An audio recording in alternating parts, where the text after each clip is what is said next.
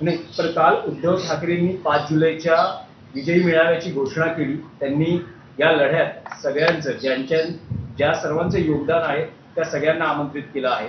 काल तुमची राज ठाकरेंशी चर्चा झाली. तुम्हीही त्यांना काही आवाहन केलं आहे का की या विजयोत्सवात त्यांनी त्यांच्या पक्षासह नेत्यांसह सहभागी व्हावं? सहभागी होण्याचा प्रश्न नाहीये. मोर्चामध्ये आम्ही एकत्रच होतो. दोन मोर्चे आम्ही एकत्र केलेले आहेत, माननीय उद्धव ठाकरे यांच्या नेतृत्वाखालचा आणि माननीय राज ठाकरे यांच्या नेतृत्वाखालचा. आणि जो काय सरकारनं निर्णय दिलेला आहे रद्द करण्याचा, हा दोघांची शक्ती बघून दिलेला आहे.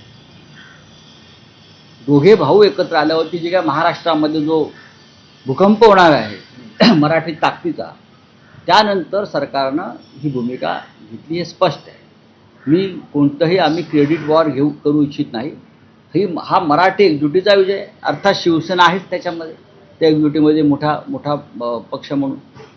आता 5 तारखेला काय करायचं आहे, कशा पद्धतीने हा विजयी जल्लोषाचा कार्यक्रम करायचा, त्यासाठी आम्ही चर्चा करू. काल उद्धव साहेबांना तुम्ही प्रश्न विचारला, तुम्ही गैरसमज निर्माण करू नका. त्यांना प्रश्न विचारला 5 तारखेच्या मोर्चाचं काय, तेव्हा ते म्हणालेले आहेत की 5 तारखेला आता मोर्चाऐवजी विजय जल्लोष होईल. हा एवढा पुरताच विषय मर्यादित आहे. त्यांनी काही त्याच्यामध्ये काही वेगळी भूमिका घेतली नाही. हाच प्रश्न जर तुम्ही राज ठाकरे यांना विचारला असता तर त्यांनी हेच उत्तर दिलं असतं की आता मोर्चा नाही, पण त्याचं रूपांतर हे विजय जल्लोष मेळाव्यात होऊ शकतं. नाही, पण ठाकरे बंधू एकत्र आल्यानंतरचा हा पहिला मोठा विजय असं म्हटलं जातं. ही विजयाची सुरुवात नाही, विजयाची पहिली पायरी.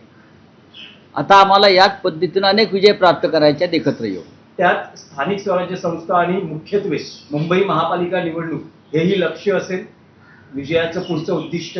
उद्धव ठाकरे साहेबांची किंवा त्यांच्या नेतृत्वाखालील शिवसेनेची भूमिका पहिल्या दिवसापासून आहे.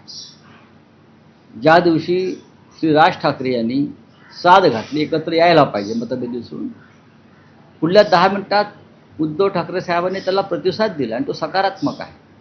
आणि तो सकारात्मक नसता तर हिंदी सक्तीच्या सरकारच्या भूमिकेविरोधामध्ये आम्ही एकत्र आलोच नसतो ना.